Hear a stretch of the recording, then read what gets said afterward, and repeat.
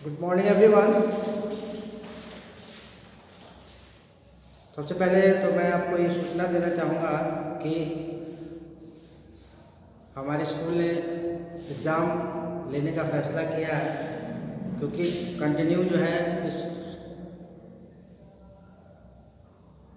Corona virus की वजह से जो स्कूल बंद हुआ उसमें हमारे स्कूल ने ऑनलाइन क्लास लेना शुरू किया और ऑनलाइन क्लास कंटिन्यू जो है 2-2.5 महीने से चल रहा है। तो उसके चेकिंग के रूप में आपका एग्ज़ाम होना, आपने क्या पढ़ा तो आपका एग्ज़ाम होना ज़रूरी है। इस वजह से आपका एग्ज़ाम होने जा रहा है 2 जुलाई से 2 जुलाई से, और उसमें आपको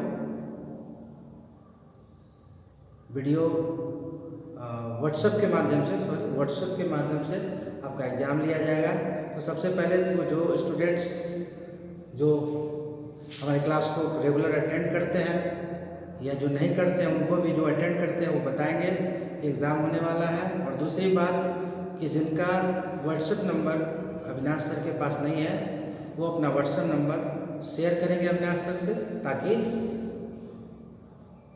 आप तक एग्ज़ाम के जो क्वेश्चन पेपर होंगे वो आप तक पहुंच पाएंगे, अन्यथा आप एग्ज़ाम देने से वंचित रह जाएंगे। तो आप जो है जल्द से जल्द, यानी मैं तो कहूँगा कि आज से कल तक में जो है अपना व्हाट्सएप नंबर जो है वो अविनाश सर तक पहुँचाएँ और उनसे कनेक्टेड रहें व्हाट्सएप के माध्यम से, ताकि आप एग्ज़ाम में अपीयर हो सकें स्टूडेंट्स।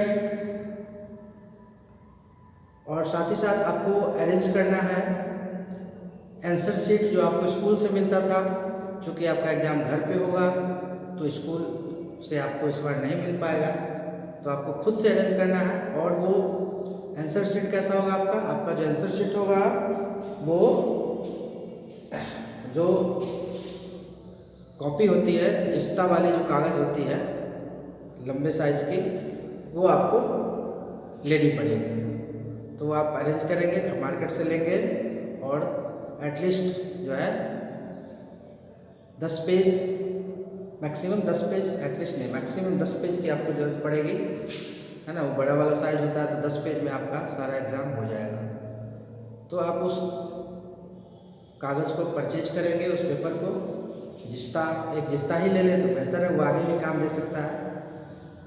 फिर आप इस तरह से एग्ज़ाम में अपीयर हो पाएंगे, ठीक है। एक ही दिन में आपका एग्ज़ाम लिया जाएगा, एक क्लास एक दिन, ठीक है। हम लोग ISST की बात करते हैं। सोशल स्टडीज़ में हम लोग रिवीजन कर रहे थे, चैप्टर 2 हमारा था।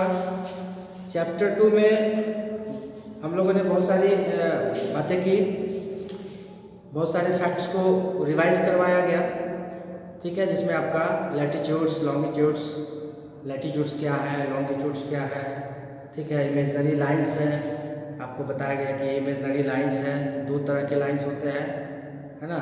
एक लाइन जो नॉर्थ पोल से साउथ पोल की तरफ आता है, लॉन्गिट्यूड्स कहलाता है, और एक लाइन है ना जो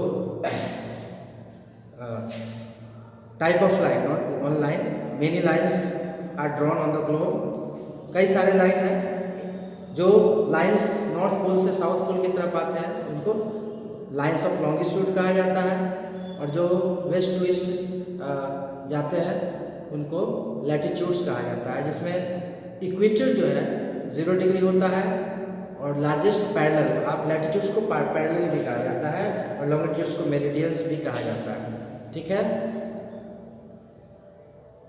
लैटिट्यूड्स जो होते हैं वो सर्कल के आकार में होते हैं, ये लाइंस जो है वो सर्कल में होते हैं।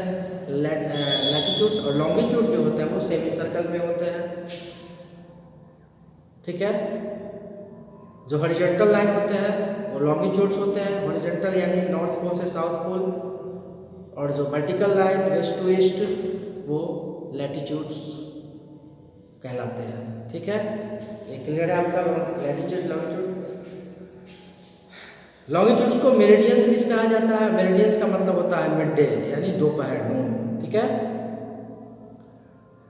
मिड डे यानी दोपहर के समय को मिड डे कहा जाता है, नून भी कहा जाता है, you know. The equator and the meridians of longitude are called great circle.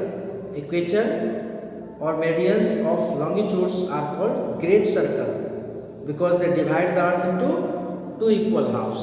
अर्थ को दो इक्वल हाफ में डिवाइड करते हैं। जैसा कि आप जानते हैं कि इक्वेटर जो है अर्थ को टू इक्वल हाफ्स, दो बराबर भागों में विभाजित करता है। ठीक है ना। उसी तरह प्राइम मेरिडियन ये भी दो भागों में विभाजित करता है। ठीक है। इक्वेटर जो दो पार्ट में डिवाइड करता है अर्थ को, वो कहलाता है नॉर्दर्न हेमिस्फीयर और सदर्न हेमिस्फीयर, और प्राइम मेरिडियन वेस्टर्न हेमिस्फीयर और ईस्टर्न हेमिस्फीयर में डिवाइड करता है। ठीक है ना।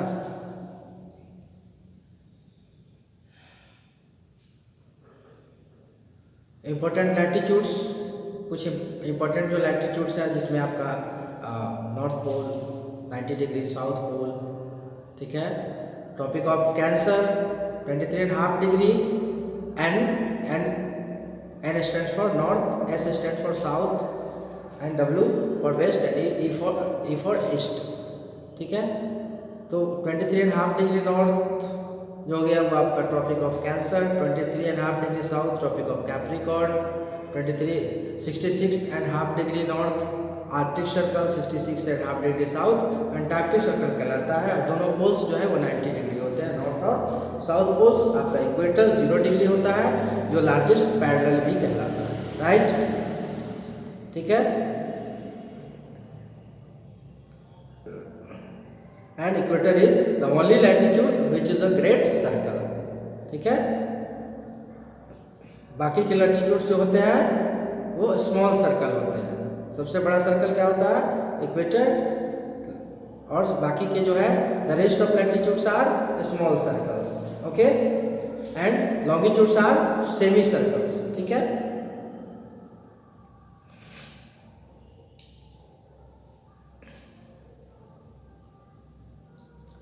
North pole 90 degree, south Pole 90 degree. Heat zones मैंने आपको बताया था, there are 3 heat zones. The earth is divided into 3 heat zones, torrid और ट्रॉपिकल जोन, टेम्परेट जोन और फ्रिजिड जोन। अलग अलग 3 क्लाइमेटिक जोन्स या हीट जोन्स हैं। अर्थ को, पूरे अर्थ को 3 क्लाइमेटिक जोन्स में बांटा गया है। ओके।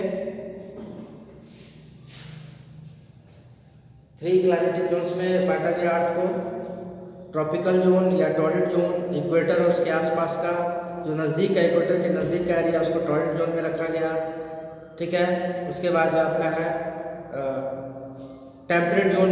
इसके 2 टेम्परेट जोन होते हैं, है ना। 2 temperate zone, there are 2 temperate zone on the earth, north temperate zone और south temperate zone.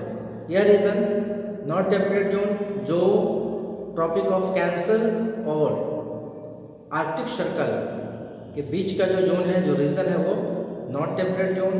Tropic of Capricorn और एंटार्क्टिक सर्कल के बीच जो जोन पड़ता है, जो रीजन पड़ता है, वो साउथ टेम्परेट जोन कहलाता है। उसी तरह फ्रिजिड जोन के भी 2 पार्ट हैं, यानी there are 2 frigid zone also, north frigid and south frigid. Arctic Circle between Arctic Circle and North Pole, the area lies between Arctic Circle and North Pole are in north frigid zone, and the area which lies between south pole and antarctic circle. Antarctic circle and south pole is known as south frigid zone. ठीक है।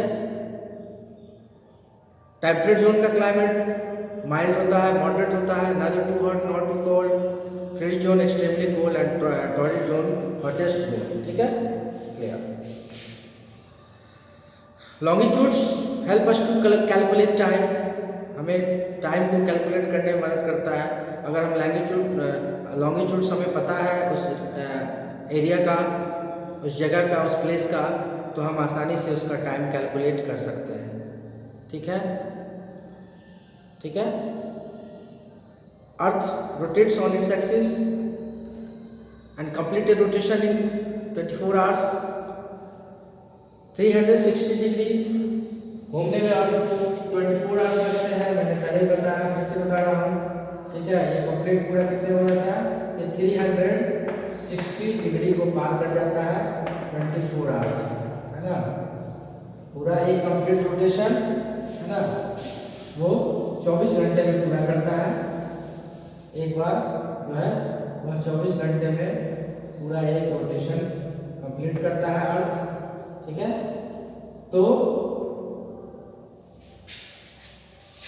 1 our में जो है 360/24 यानी 15 degree घूमता है, 15 degree तक पहुंचता है। 15 डिग्री लॉन्गिट्यूड को क्रॉस करता है 1 घंटे में, और 1 डिग्री लॉन्गिट्यूड को जाने में इसको 4 मिनट का समय लगता है। 60/15 कर लोगे आप 4 मिनट, यानी एक लॉन्गिट्यूड से दूसरे लॉन्गिट्यूड के बीच 4 मिनट का डिफरेंस होता है, ठीक है। आप इस आसानी से इसको कैलकुलेट किया जा सकता है ना।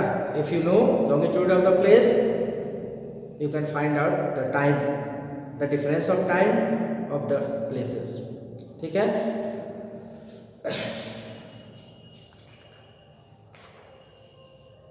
लोकल टाइम, स्टैंडर्ड टाइम, दो तरह के टाइम होते हैं, लोकल टाइम और स्टैंडर्ड टाइम। लोकल टाइम जो है ना, same meridian, all places located at the same meridian have the noon at the same time. This becomes the local time.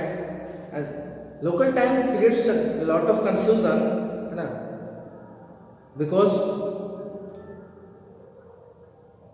every longitudes it difference of 4 minutes, which differs by 4 minutes. Then it will be difficult to keep track of time in a country. Her longitude के बीच 4 minute का फर्क आ जाता है, 4 minute का। तो obviously जो है एक कंट्री के अंदर जो अलग अलग लॉन्गिट्यूड्स पे जो क्षेत्र है, जो प्लेस है, जगह है, तो उनके बीच जो है हर लॉन्गिट्यूड के बीच 4 मिनट का फर्क आएगा। सपोज करो कोई अगर मान लो 35 डिग्री पर है, कोई 45 पे है, तो 10 डिग्री का फर्क हुआ, यानी 40 मिनट्स का ये डिफरेंस आता है, ठीक है। एज पर समझने के लिए तो 40 मिनट्स का फर्क है। इस कंफ्यूजन को दूर करने के लिए वी हैव एक सेंट्रल मेरिडियन चुना गया।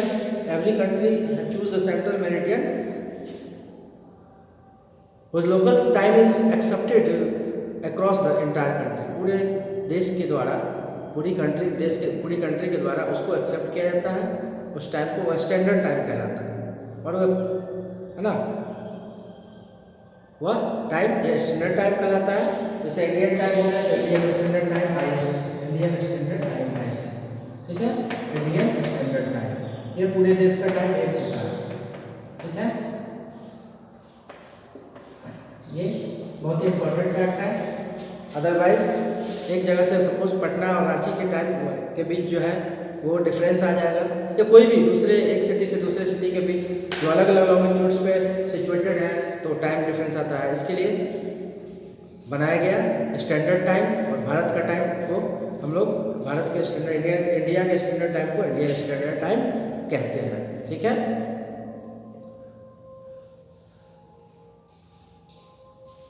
लैटिट्यूड्स और लॉन्गिट्यूड्स की मदद से हम लोग किसी भी प्लेस को लोकेट कर सकते हैं। अर्थ के किसी भी प्लेस को हम लोग, अगर हमें लॉन्गिट्यूड्स और लैटिट्यूड्स पता है तो हम उसको आइडेंटिफाई कर सकते हैं, लोकेट कर सकते हैं, राइट, नो प्रॉब्लम। तो इस तरह से हम इंटरनेशनल, लास्ट टर्म में आपका इंटरनेशनल डेट लाइन था जो 180 डिग्री ईस्ट और 180 degree west meridian, 180 degree east और 180 डिग्री वेस्ट मेरिडियन पे जो होता है वो इंटरनेशनल डेट लाइन कहलाता है। उस डेट लाइन को जब हम क्रॉस करते हैं तो हमारा डिफर करता है डेट और टाइम में, है ना। इसको हम लोग इंटरनेशनल डेट लाइन 180 डिग्री इसको हम क्रॉस करते हैं। ये वेस्ट है आपका, ये ईस्ट है आपका, पहले ही बताया, फिर से पढ़ता है। अगर हम इधर से इधर जाते हैं तो एक दिन हमारा जो है आगे हो जाता है, ऐड हो जाता है, और अगर हम इधर से इधर आते हैं तो हमारा, ठीक है, अगर इधर से इधर आते हैं और इधर से इधर जाते हैं, यानी west to, if we travel west to east हम ट्रैवल करते हैं, 1 डे इज एडेड, एक दिन 1 डे एडेड हो जाता है, जुड़ जाता है। फिर हमारे घड़ी को जो है वॉच को एडजस्ट करना पड़ता है। तो सेम ऐसा ही अगर हम ईस्ट से वेस्ट की तरफ आते हैं, ठीक है, तो एक दिन हमारा पीछे चला जाता है। तो इस तरह से हमें एडजस्ट करना पड़ता है डेट एंड टाइम। ठीक है, तो ये आपका इंटरनेशनल डेडलाइन भी हो गया और हम लोग अपने क्लास को यहीं पे रखते हैं आज। ठीक है, और हम लोग फिर नए चैप्टर के साथ नए क्लास में मिलेंगे। आज का हमारा जो क्लास है रिवीजन का यहीं पे समाप्त होता है। Thank you.